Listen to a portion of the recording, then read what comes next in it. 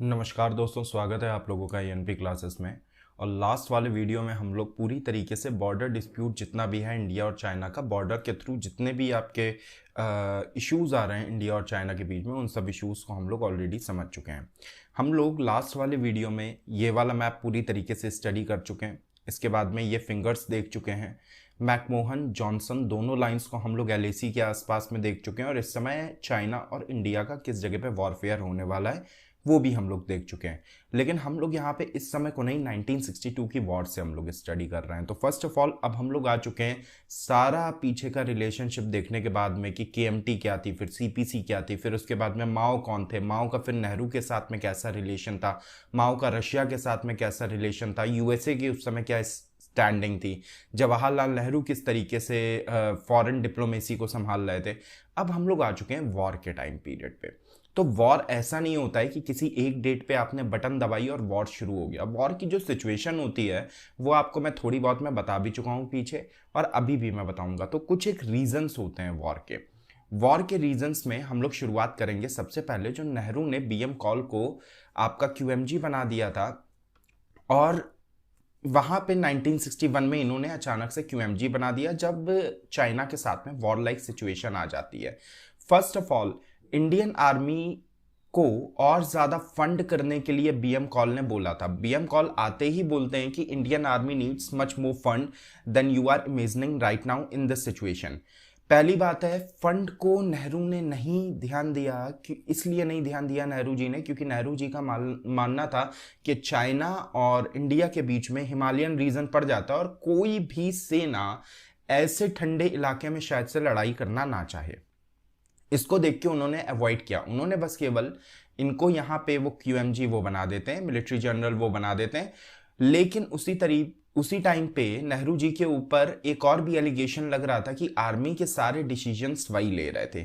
अभी जब आपका आगे हेंडरसन ब्रुक्स रिपोर्ट आती है उसके भी अंदर आपको देखने को मिलता है what is Henderson brooks report. एक बनवाई गई थी 1962 के वॉर के फेलियर को जानने के लिए कि किन वजहों से वॉर जो थी इंडिया फेल कर गया। उन रिपोर्ट्स के बारे में जब हम लोग बात करेंगे आगे तो फिर मैं आपको और भी बताऊंगा। इस समय सारे के सारे आर्मी के डिसीजंस एक तरीके से इन्फ्लुएंशियली जो डिसीसिव थे वो थे नेहरू जी के एंड से। तो नेहरू जी के ऊपर एक ये वाला ब्लेम आता है और from the side of military आता है। ये पहले नहीं थे जिन्होंने ये वाला ब्लेम लगाया था। फील्ड मार्शल करियप्पा थे, वो भी इस तरीके की बात कह चुके थे। जनरल थमैया थे, वो भी ऐसी बात कह चुके थे। और दोनों ही बहुत ही ऑनर्ड आपके मिलिट्री पर्सन हैं इंडिया के अंदर। इनका जो ओहदा है वो बहुत ज़्यादा ऊपर है। Nehru diluted military command and control structure, ये वाली चीज़ है। अच्छा, नेक्स्ट आते हैं कॉल जो आते हैं। उन्होंने सीधे सीधे उन्होंने पहले जो बेसिक स्ट्रक्चर था वहां से जो शुरुआत की। उन्होंने जो जनरल स्टाफ थे जिन्होंने भी पेट्रोलिंग करने से मना कर दिया था डिस्प्यूटेड एरिया में। आपको मैंने डिस्प्यूटेड एरिया मैंने बताया था कि इंडिया का ये वाला साइड आप मान लीजिए, दिस इज जॉनसन लाइन, यहाँ कहीं पे मैकमोहन लाइन है, यहाँ पे आ गई है चाइना, यहाँ कहीं पे India, and this is the disputed region. तो इस रीजन में इन लोगों ने पेट्रोलिंग करने से मना कर रहे थे, तो फिर वो उनको तुरंत निकालते जा रहे थे और पूरी तरीके से वो एक स्थापना करने लगे थे एक ऐसी आर्मी की जो कि कभी भी लड़ाई हो जाए लड़ने को तैयार हो। इन्होंने यहां पर एक पॉलिसी अपनाई नेहरू जी ने। हुआ क्या कि नेहरू जी को जब ये वाली बात पता चली कि चाइना ने रोड बना दिया है, तो ये रोड बनाने के बाद में ये बात सुन के काफ़ी ज़्यादा शॉकिंग था। और रोड के ऊपर काम किसी 1-1.5 साल से नहीं चल रहा था, काफ़ी लंबे टाइम से चल रहा था। ये रोड क्यों इंपॉर्टेंट है? कभी भी अगर वॉर लाइक सिचुएशन होगी तो आर्मी को गोला बारूद, एम्यूटेशन, मेडिकल फैसिलिटीज़ ये सब पहुंचाने के लिए हमें रोड्स की आवश्यकता पड़ती है। और ऐसी सिचुएशन में चाइना का एक अपर हैंड हो जाएगा। दूसरी बात है कि जहां से भी किसी भी कंट्री की रोड निकल जाती है वहां पर एक तरीके से मिलिट्री का बेस बन जाता है। तो इस चीज़ को देखते हुए नेहरू फॉरेन पॉलिसी लेके आए थे एक, उसका नाम था द फॉरवर्ड पॉलिसी। और ये फॉरवर्ड पॉलिसी क्या थी कि मानिए, जस्ट अ मिनट, मानिए कि आपका ये एक पर्टिकुलर ये एक एरिया है। इस वाले एरिया में यहां कहीं पे चाइना का एरिया है, यहां कहीं पे इंडिया का एरिया है। तो चाइना ने क्या किया कि अपनी एक चौकी आके इधर बना दी। तो इसको अपोज करने के लिए इसका एक तरीके से जो फैसिलिटेट कर सकता है ये पीछे के अपने बैकग्राउंड से, इसको रोकने के लिए इंडिया ने किसके आगे में अपनी एक चौकी बना दी। फिर चाइना ने एक चौकी बनाई, इंडिया ने एक चौकी बनाई। नियरली अबाउट ऐसी 60 आउटपोस्ट हो गई थी, जिनमें से कि 43 आपकी नॉर्थ में मैकमोहन लाइन के थी। तो इस तरीके की पोस्ट काफी ज्यादा हो गई थी, लेकिन कोई भी साइड को फायर एक्सचेंज करने की परमिशन नहीं थी। केवल डिफेंस के रूप में आप फायर एक्सचेंज कर सकते थे। लेकिन यहाँ पे क्या होता है, इंडियन आर्मी जब चाइना की तरफ जब बढ़ना शुरू करती है तो चाइनीज लोग एक बहुत अच्छा एक गेम खेलते हैं और इंडियन के जितने भी आउटपोस्ट होते हैं इन सभी को ये इनसर्कल कर लेते हैं, घेराबंदी शुरू कर देते हैं धीमे धीमे करके। पहले अपने आउटपोस्ट के थ्रू, आउटपोस्ट क्या होता है जिसमें कि छोटी छोटी सी टुकड़ियां रुकती हैं, तो इन आउटपोस्ट के थ्रू ये इंडियन आउटपोस्ट को चारों तरफ से घेर लेते हैं। और चारों तरफ से घेरने के बाद में ये क्या करते हैं कि इनका कटआउट कर देते हैं पूरी तरीके से इंडियन साइड से, जिसको देख के और ज्यादा आर्मी भेजी जाती है। तो ये सब अभी हम लोग पढ़ेंगे जो सिचुएशन थी, जिस तरीके से सिचुएशन आपकी सामने आती गई। लेकिन इस पर्टिकुलर जो पॉलिसी है इसको कहा जाता है फॉरवर्ड पॉलिसी, और इसी पॉलिसी को सबसे बड़ा रीजन माना जाता है वॉर का कैसे रीजन माना जाता है कि this was the disputed area. First of all India जो था वो वॉर करने की सिचुएशन में भी नहीं था। तीसरी बात यह है कि डिस्प्यूटेड एरिया के ऊपर कोई भी अगर क्लेम अगर कर रहा है तो उसका क्लेम माना नहीं जाएगा। ये वाली बात पहले ही से जॉ इन लाई और नेहरू के टाइम पे ये वाली बात क्लियर हो चुकी थी। इसके बावजूद भी आप फॉरवर्ड पॉलिसी आप लेते हो, लेकिन आप कोई एक दो पोस्ट से आप नहीं लेते हो, आप एक्स्ट्रा पोस्ट आप बनाने लगते हो। और अल्टीमेटली जब आप चाइना साइड को जाके आप छूने लगोगे तो चाइना के पास में वहां पे रोड सिस्टम है, जिसके चलते वो आपकी सेना को बहुत ही ईजिली घेर लेगा। और घेरने के बाद में आपके ऊपर दो तरीके का बर्डन आ जाएगा। पहली बात है आप एरिया तो वैसे भी खो रहे हो और अभी भी खो रहे हो। दूसरी बात है आप अपने सोल्जर्स को वहां पे प्रिजनर ऑफ वॉर बना के डाल दोगे। और प्रिजनर ऑफ वॉर की क्या हालत होती है ये शायद से बताना भी बहुत ही बार्बरिक हो जाएगा, बहुत ज्यादा ऐसा हो जाएगा कि क्या बता रहा हूं मैं, जिसके बारे में कोई लिखता भी नहीं है ठीक से। ठीक है, इसी के ऊपर माओ जेडोंग जो है उनका कमेंट आ जाता है कि Nehru wants to move forward. और यहां पर एक प्रोपेगेंडा को क्रिएट करते हुए ये एक और भी ब्लेम लगाते हैं कि नेहरू जो है वो तिब्बत की तरफ वो बढ़ना चाह रहे हैं और तिब्बत के ऊपर अपना क्लेम करना चाह रहे हैं। क्लेम अब कोई पोस्ट के थ्रू नहीं करता है, ब्लेम लग गया। ऑन द अदर हैंड मैं आपको पिछले 3 वीडियोस से मैं कॉन्टिन्यूअसली मैं समझा रहा हूं कि अगर इंटरनेशनल फोरम्स के ऊपर नेहरू एक कोशिश करते, नेहरू एक समझदारी अगर दिखाते और तिब्बत का मामला लेके यूएन में चले जाते, तो वहां पर एक तो कहने को तो कह ही दिया गया कि इंडिया तिब्बत को हड़पने की कोशिश कर रहा है, लेकिन वहां पे हम कम से कम डिप्लोमेटिकली तो खेल सकते थे, लेकिन वो चांस भी हमसे छिन चुका था। तो वी वोंट लेट हिम, ये कहते हैं कि वो आगे बढ़ना चाहते हैं, हम उन्हें आगे नहीं बढ़ने देंगे, हमने अपनी जगह को पहले गार्ड करना चाहा। अब इन्होंने जगह ये कौन सी बता रहे हैं, मैकमोहन लाइन और उसके आगे की 4 फिंगर्स को, जो मैं आपको समझा चुका हूं। बट ना, लेकिन नेहरू का क्या मानना था कि जॉनसन लाइन हमारी है। हालांकि बहुत बड़े एक पंगे की बात है कि आप ईस्टर्न साइड ऑफ इंडिया में तो आप मैकमोहन मान रहे हैं, लेकिन इधर में आप जॉनसन कह रहे हैं। लेकिन अगर मैं एक भारतीय होने के नाते मैं एक पर्सपेक्टिव मैं पकड़ के चलूं कि आखिरकार हमारे लिए क्या अच्छा है, तो ऑफकोर्स हमें जॉनसन ही लाइन को मनवाना पड़ेगा। But now it seem we can not prevent it. इनका कहना है कि अब हम केवल डिफेंस में वर्क नहीं कर सकते, अब हम भी आगे बढ़ना शुरू होंगे, हम भी अब आर्म को एग्जिस्टेंस को अडॉप्ट करेंगे। आर्म को एग्जिस्टेंस का मतलब क्या होता है, अभी आपने देखा होगा रिसेंटली में वॉर तो हुई थी, लेकिन क्लब बैट से हुई थी और जना लकड़ी हत्थे इन सब चीजों से वॉर हुई थी। आपका आर्म्स रखना क्योंकि अलाउ नहीं था। We have a gun and we will wave a gun. हमारे पास में एक गन है, हम भी उसी गन को लहराएंगे और हम लोग फेस टू फेस सामने आएंगे और अपनी करेज का सामना करेंगे। ये डॉन ने लिखा था उस टाइम पे, या मतलब इंटरनेशनल न्यूज़पेपर से ये वाली चीज मैंने उठाई हुई है। सो आपको एक सिचुएशन एक समझ में आ गई है कि बीएम कॉल आ चुके हैं, वो इंडिया के क्यूएमजी बने हुए हैं। उसके बाद में उनका पूरा का पूरा अधिकार नहीं हो पा रहा है आर्मी के ऊपर। वो जिस तरीके की डिसीजंस लेना चाहते हैं उस तरीके के डिसीजंस लेने के लिए अलाउ नहीं कर पा रहे हैं। दूसरा, फॉरवर्ड पॉलिसी को ऐसा नहीं था कि केएम कॉल ने भी वहां पे वार्न किया था कि फॉरवर्ड पॉलिसी इस समय हम लोग करने की कंडीशन में नहीं है, या तो फिर पहले किसी भी तरीके से आर्मी के पास में हमें डिप्लॉय करने होंगे संसाधन जितने भी हैं। लेकिन दोनों ही बातों को इग्नोर करके नेहरू का मानना था कि वो भी हमें धमकी टाइप का दे रहे हैं, हम भी उन्हें धमकाएंगे, धमकाने में बात निपट जाएगी और डिप्लोमेसी के ऊपर ओवर कॉन्फिडेंस था। हालांकि वर्ल्ड को बड़ा भरोसा था नेहरू की डिप्लोमेसी के ऊपर कि वो नॉन अलाइन वो रह गए, लेकिन नॉन अलाइन रहने पे भी उन्हें जो फायदा जो मिलना चाहिए था वो नहीं उठा पाए थे। ये एक बहुत बड़ा इशू है। और वॉर को लेके पहली बात है, ऐसे समय तो बिल्कुल चुप हो जाना चाहिए। क्यों चुप हो जाना चाहिए? आप जरा सा फॉरेन पॉलिसी अगर आप लोग अगर पढ़ रहे हो तो 1962 के आसपास में क्यूबन मिसाइल क्राइसिस चल रहा था। इस मिसाइल क्राइसिस के चलते यूएसए और रशिया दोनों आमने सामने आके खड़े हो गए थे। न्यूक्लियर वॉर की नौबत आ गई थी और बस ऐसी सिचुएशन थी कि कब न्यूक्लियर मिसाइल का बटन दबाया जाएगा और कब वो एक दूसरे देश के ऊपर छोड़ी जाएंगी।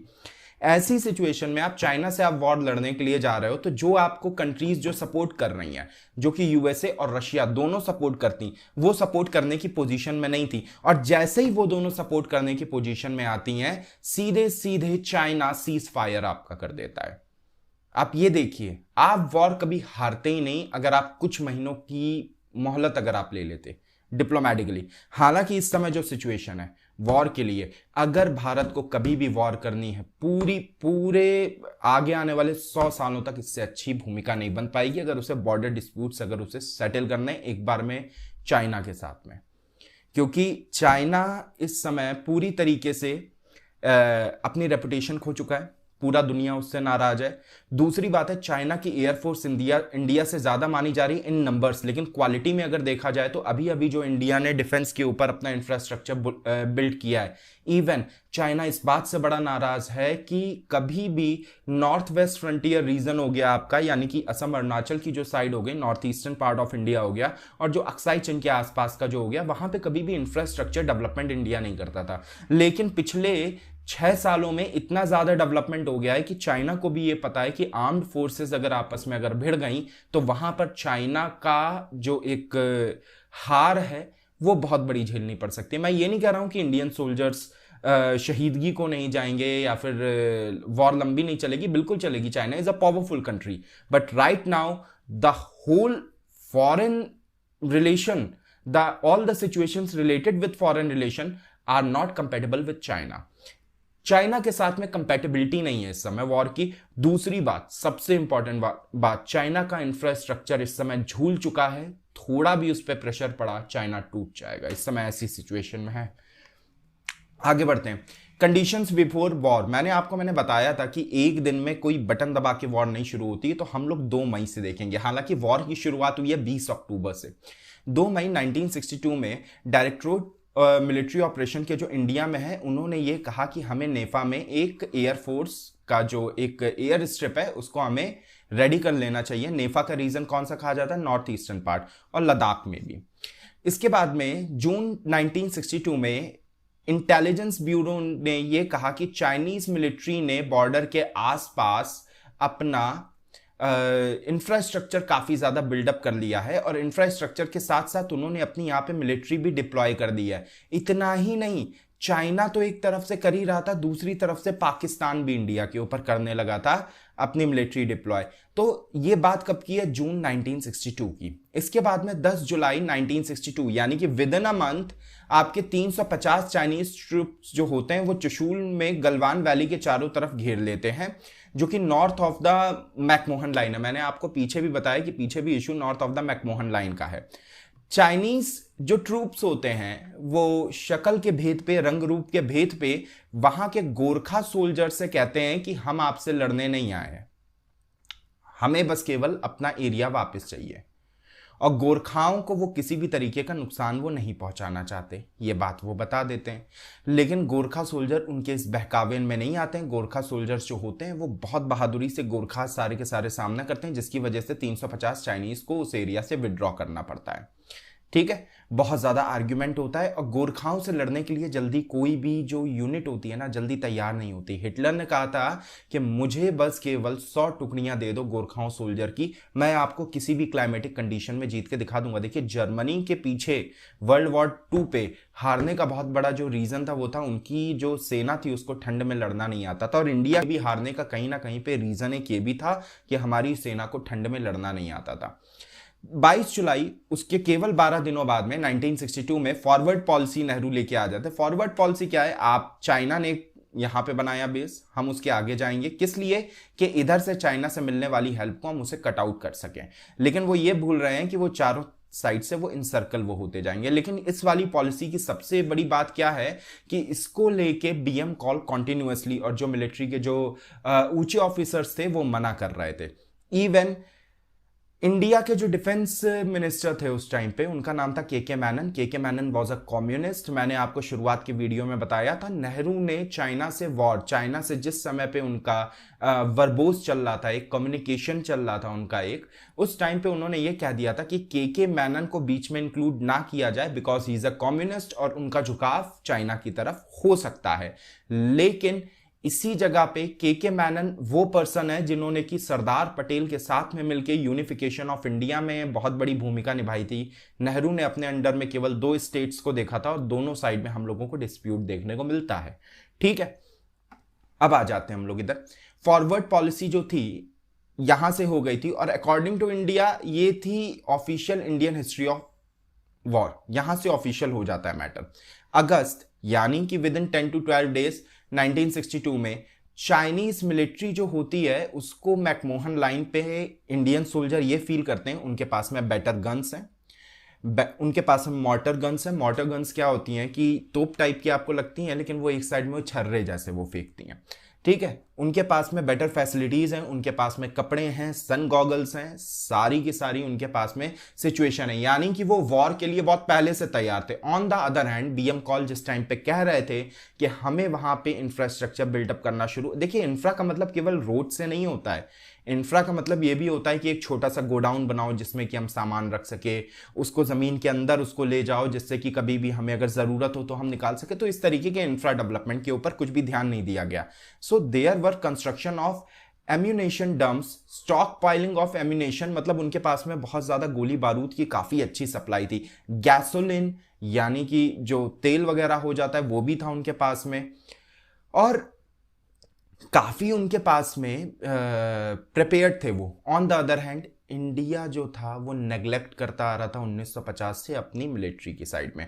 एक और बहुत बड़ा अंतर था, चाइनीज जो थे वो अभी अभी वो कोरियन वॉर लड़के आ रहे थे। हालांकि कोरिया के साथ में वॉर एक ऐसी सिचुएशन थी जहां पे आमने सामने पड़े चाइना की जीत पक्की है, बट वहां के सैनिकों को इतने ज्यादा ठंड में लड़ने का एक एक्सपीरियंस था। आप कहेंगे सर ठंड में लड़ने का एक्सपीरियंस क्या होता है?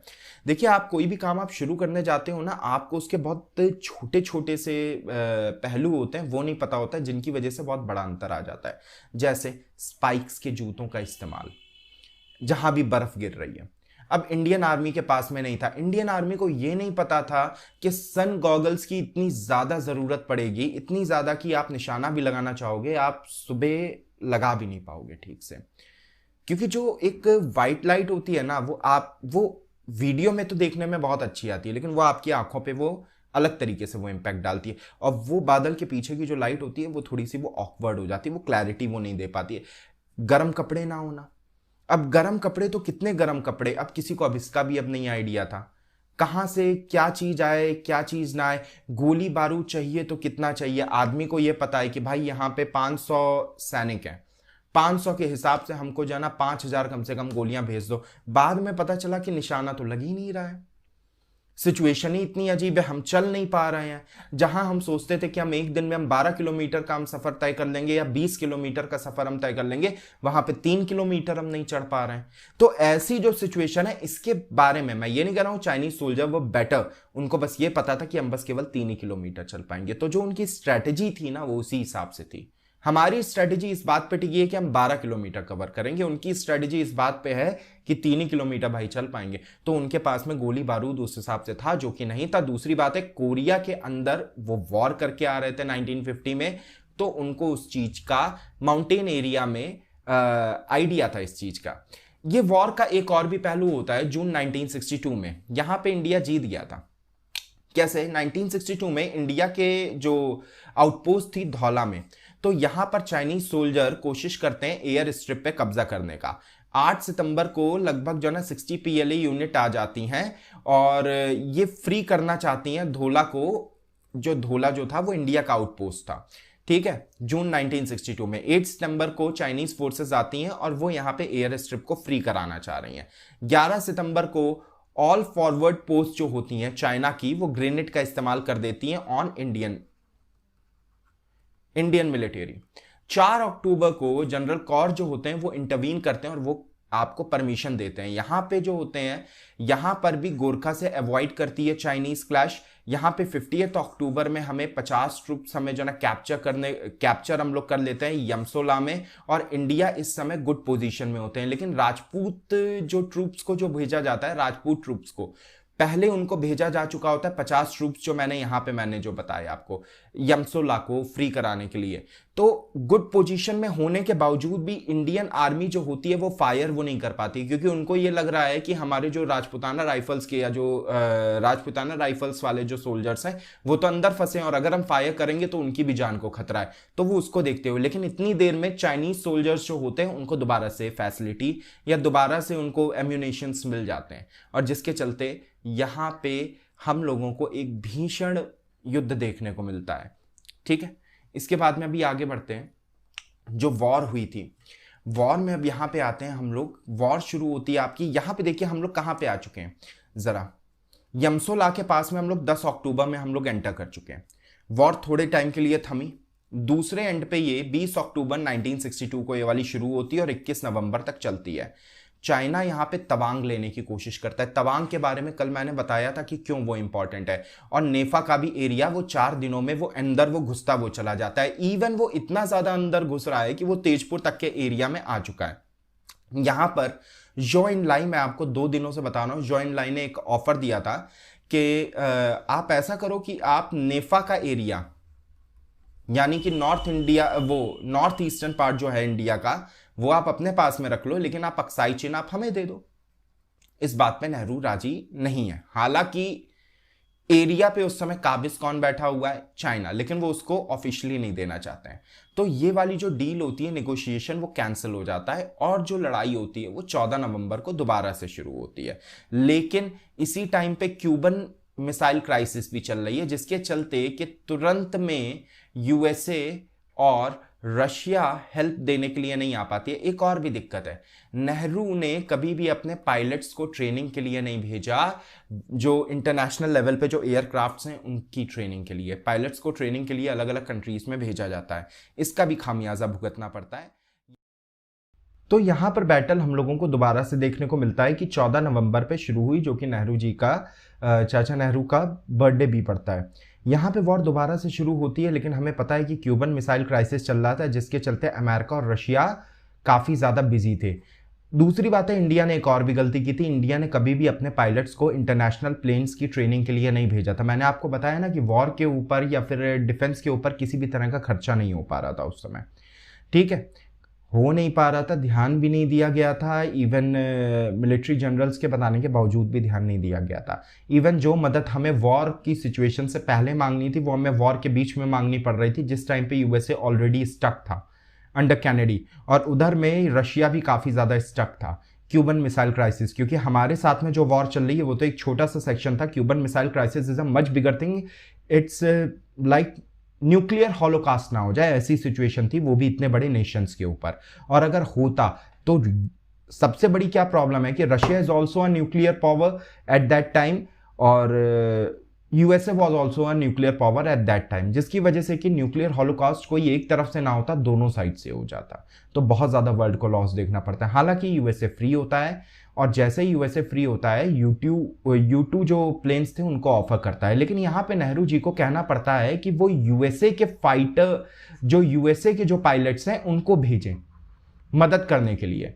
पहली बात है कि नेहरू तो तैयार ही नहीं थे पहले किसी भी तरह से एयरफोर्स का इस्तेमाल करने के लिए। क्यों नहीं तैयार थे वो? क्योंकि उनका मानना था कि चाइना भी अपना एयरफोर्स ना इस्तेमाल कर ले। लेकिन एयर मार्शल के कई बार समझाने के बावजूद कि चाइनीज एयरफोर्स के पास में जो प्लेन्स हैं वो ऐसे एरिया में वर्क नहीं कर पाएंगे, और यूएसए हमारा इस समय एलाई है। यूएसए अगर अपने 10 से 12 क्या 3 से 4 भी अगर U2 प्लेन्स अगर भेज देता है तो हमको बहुत ज़्यादा इस समय सुविधा हो जाएगी, जिसके लिए कि रेडी हो गए थे नेहरू। लेकिन यूएसए ने पायलट्स देने से मना करा। उन्होंने कहा कि देखिए प्लेन्स का तो खतरा हम उठा लेंगे, लेकिन हम कभी भी अपने नेशन में ये नहीं कह सकते हैं कि किसी दूसरे की लड़ाई हो रही थी और हमने अपने यहाँ के सोल्जर और पायलट की हमने जान खो दी। जस्ट इन केस अगर जान चली गई तो आप अपने यहाँ के आप पायलट बुला लो। अब इंडिया के पास में पायलट्स नहीं थे, तो यूज ऑफ एयरफोर्स और नेवी किया ही नहीं गया, केवल इस डर से कि चाइना भी ना करे। ऑन द अदर हैंड जब हम लोगों ने बाद में जब जब अपना एयरफोर्स और नेवी का यूज किया, हमें हमेशा वहां पर एक अपर एज मिला है, एक हमें जीत मिली है। तो ये भी एक फॉरेन, मतलब कहा जाए डिप्लोमेटिकली देखा जाए, पता नहीं इतना ज्यादा वीक कैसे हो गए थे हम लोग। On the other hand Nehru की ऐसी छवि थी कि वो वर्ल्ड के वो टॉप मोस्ट लीडर में एक आते थे, लेकिन डिप्लोमेटिकली इंडिया का केवल उस स्टेज पे मजाक बन रहा था। चलिए, एक और भी छोटी सी लड़ाई लड़ी गई थी। अगर हम अपने सोल्जर्स पे आ जाएं, मिलिट्री के ऊपर आ जाएं कि उन्होंने क्या एफर्ट्स दिए होंगे, तो जरा सा इस छोटी सी कहानी से उनके एफर्ट्स को देखिएगा। जब आपकी जेब में ना खाने को दिया जाए, ना पीने को दिया जाए, ना पहनने को, ना ओढ़ने को, बंदूकों के नाम पे कबाड़ आपको पकड़ा दिया जाए और कहा जाए उनसे जाके भिड़ जाओ जो कि AK-47 से लड़ रहे हैं, तो शायद से जीत नामुमकिन के नजदीक है। वो किसी के शौर्य की कमी की वजह से नहीं होती है, वो देने वाले के संसाधनों की वजह से होती है। लेकिन रेजांगला एक एयर स्ट्रिप था जहां पर कि मेजर शैतान सिंह अपने 123 जवानों के साथ में स्थित थे। रेजांगला को कवर करने के लिए जब चाइनीज आर्मी PLA के सोल्जर्स आते हैं तो 1000 PLA के सोल्जर आए थे, और ये वाली लड़ाई जो हो रही थी वो 17,000 फीट की ऊंचाई पे हो रही थी। 17,000 फीट की ऊंचाई पे 123 के विरोध में 1000 PLA के सोल्जर्स थे, लेकिन शैतान सिंह ने उनके ऊपर नहीं होने दिया। मरणोपरांत इनको काफी सम्मान मिले, पोस्ट ह्यूमस इनको अवार्ड्स दिए गए थे। लेकिन यहां पे आप एक वीर गाथा को आप समझिए कि 123 आदमी का नेतृत्व करते हुए वहां पे हर सोल्जर ने 10 के ऊपर वो भारी वो पड़ रहा था, और यहां पर इन्होंने एयर स्ट्रिप बचा ली थी। अगर ये एयर स्ट्रिप अगर ये कॉम्प्रोमाइज हो जाती, इंडिया वहां पे एक नहीं कितना बड़ा डिस्ट्रक्शन झेलता USA की U-2 प्लेन्स आने के बावजूद भी। और दूसरी बात है, वो तो प्लेन आ ही नहीं रहे क्योंकि आपने अपने पायलट्स को कभी ट्रेन ही नहीं किया। इंडिया जो था यहां पर इस पूरे वॉर में 1400 मार्टियर्स होते हैं। मार्टियर का मतलब शहीद हो जाते हैं। 1700 मिसिंग है। इवन शैतान सिंह यहां पे जो है, इनकी बॉडी इतनी ऊंचाई पे हो रही है, इतनी बर्फीली जगह पे हो रही है कि बॉडी उस समय नहीं मिल पाई थी। बॉडी इसके 1 मंथ बाद में मिली थी। इवन 123 में से केवल 107 जवानों की बॉडी मिल पाई थी, बाकी की तो बॉडी तक नहीं मिली थी, जिसको कि कहा जाता है मिसिंग सोल्जर्स। और 4000 प्रिजनर ऑफ वॉर हुए थे। हालांकि 4000 प्रिजनर ऑफ वॉर को बाद में चाइना ने छोड़ दिया था। अब 21 नवंबर को चाइना अपनी साइड से सीज फायर घोषित कर देता है, क्योंकि उसको यह लगता है कि USA एयरफोर्स के थ्रू तो नहीं मदद कर पा रहा है, लेकिन ये वाली वॉर बढ़ती चली जा रही है। और USA का एक मोटिव जरूर से रहता है कि वो डेमोक्रेटिक नेशंस को वो ज्यादा फेवर करता है बजाय कम्युनिस्ट के। On the other hand Russia भी किसी भी तरीके की हेल्प नहीं कर रहा था चाइना को, और इंडिया को वो बंदूकें देने को वो तैयार था मॉडर्न। तो इसको देखते हुए चाइना ने यहां पे सीज फायर घोषित कर दिया। लेकिन चाइना ने दुनिया के सामने एक बात रख दी कि अगर टेरिटोरी की बात है तो चाइना वॉर के लिए तैयार है, पहली बात।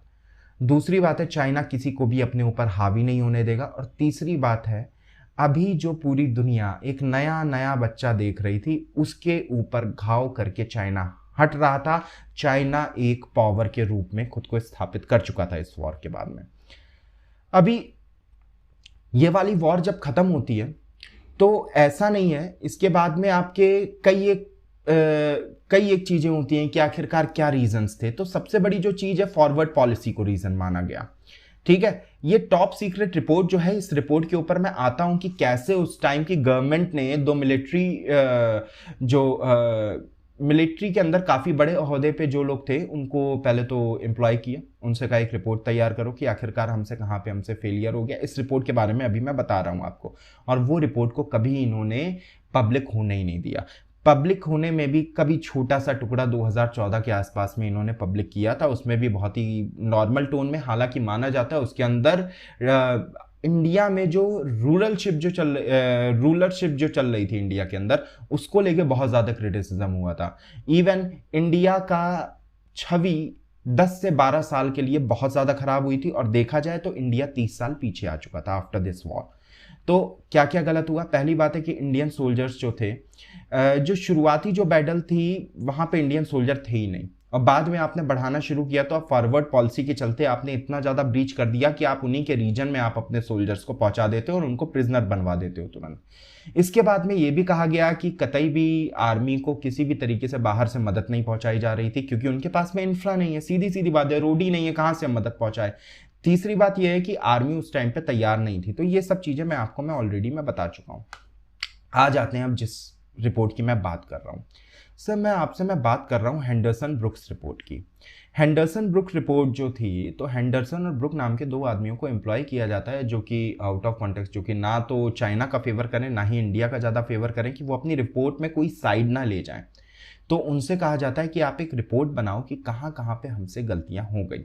सबसे पहली गलती में उन्होंने कुछ एक मेजर प्लेयर्स को उन्होंने नोट किया। पहले थे जवाहरलाल नेहरू, फिर थे डिफेंस कृष्ण मेनन जो मिनिस्टर थे, फिर थे बीएम कॉल, फिर थे थापर। थापर के ऊपर इतना ज़्यादा नहीं ब्लेम आया क्योंकि थापर ने एक तरीके से army chief of army staff थे और जो मोस्ट हो सकता था, जो बेस्ट पॉसिबल हो सकता था, वो सब उन्होंने किया। मेन रोल आया था इन दोनों के ऊपर कि इनका इन्वॉल्वमेंट था नहीं और इन्होंने सारी की सारी पावर अपने हाथ में लेके रखी हुई थी। इवन केएम कॉल तक का केवल एक ऐसा हो चुका था रोल कि मैं आपको सजेस्ट कर रहा हूं कि आपको क्या करना चाहिए, दैट्स इट। नेहरू की फॉरवर्ड पॉलिसी को मेन बताया गया, ये भी 2014 की रिपोर्ट में आता है। बाकी रिपोर्ट हम लोगों के सामने है नहीं, ठीक है, बाकी की रिपोर्ट हम लोगों के सामने बिल्कुल भी नहीं है। अगर हो सके इस स्लाइड के बारे में, वैसे तो मैं सब कुछ मैं बता चुका हूं ऑलरेडी, लेकिन अगर फिर भी अगर आपको पढ़ना है एज अ नोट, आप इस वाली स्लाइड को आप लोग बहुत अच्छे से आप लोग देखो, ठीक है। तो ये थी 1962 के वॉर की पूरी कहानी। अब इसके बाद में इंडिया और चाइना की रिलेशनशिप 2019 तक कैसे आती है नेक्स्ट वीडियो में देखेंगे, और 2019 आने के बाद में अभी जो प्रेजेंट जो सिचुएशन है उसके भी बारे में मैं बता चुका हूँ। मेरे हिसाब से 40 to 45 मिनट के वीडियो में सब कुछ कवर हो जाएगा। शुरुआत की पॉलिसी और शुरुआत के इश्यूज को समझना बेहद ज़रूरी था। उसके बाद में आज तक कोई भी एडवांसमेंट आ नहीं पाया है। अभी बस केवल इतना एडवांसमेंट है कि इंडिया जो थी वो पूरी तरीके से बीच में दोनों ने एक तरीके से सीज फायर घोषित कर दिया था। इवन आपको ये जान के हैरानी होगी कि 1962 के वॉर के बाद में जो चाइना के साथ में जो हमारा बॉर्डर था उसको दुनिया के सबसे पीसफुल बॉर्डर में से एक कहा गया था, जो कि इतने ज़्यादा कंट्रोवर्शियल थे तब भी। आप मोस्ट कंट्रोवर्शियल आप टॉप 10 आप चुनो, उनमें से सबसे ज़्यादा पीसफुल इंडिया और चाइना का बॉर्डर था। मतलब कोई वॉर हो ही नहीं रही थी, किसी भी तरह का फायर हो ही नहीं रहा था। इंडिया और चाइना के सोल्जर भी जेब में हाथ डाले रहते थे क्योंकि बाहर निकालेंगे तो ठंडक लगेगी, कंधे से एक दूसरे को बस केवल भिड़ते थे। ये कभी कभी जो कन्फ्रंटेशन हो जाता था उसका तरीका होता था, और बहुत ही फ्रेंडली मैं अगर नहीं कहूँगा तो बहुत ही वॉर लाइक सिचुएशन भी कभी नहीं हुई कि मतलब कभी हुई पेट्रोलिंग में बहस हो गई तो ऐसी बात है जैसे कि कॉलेज के लड़के आपस में लड़ लेते हैं, वैसी सिचुएशन थी। बहुत ज़्यादा हो गया, 10 15 20 लोग आ गए, लड़ाई हो गई, तो इसको बहुत ही पीसफुल सिचुएशन माना जाएगा, जो कि रियलिटी है। लेकिन इस समय जब इंडिया ने श्योक रिवर के पास में कंस्ट्रक्शन किया, और कंस्ट्रक्शन करना ऐसा नहीं था कि ज़रूरी नहीं था, बहुत ज़रूरी था, तो इशू क्रिएट होना शुरू हुआ है, ठीक है। चाइना इस बात से बहुत ज़्यादा डरा भी हुआ है कि इस समय इंडियन सोल्जर्स के पास में सारी फैसिलिटीज़ पहुंचाई जा सकती हैं और रशिया से लेके अमेरिका तक सब अगेंस्ट में हो जाएंगे चाइना के। इसीलिए कहा जा रहा है इंडिया को जो कुछ भी करना है इंडिया कर ले। लेकिन मैं बता रहा हूँ, नेहरू जी ने यूएन के अंदर जो परमानेंट मेंबरशिप छोड़ी ना, वो इस वॉर से भी ज़्यादा बड़ा नुकसान करेगी, क्योंकि इस समय श्री नरेंद्र मोदी अगर करना भी चाहें तो भी वो यूएन में वो मुद्दा वो लेके चले जाएंगे और सारी बातें वहीं पे अटक जाएंगी। जिनपिंग इस पावर को भी बहुत अच्छे से समझते हैं, जो कि तिब्बत के टाइम पे हम अगर लेके जाते तो हमारा अपर हैंड होता। आई थिंक आपको पूरी अंडरस्टैंडिंग मिल गई है 1962 की। आज के लिए इतना ही। Thank you very much.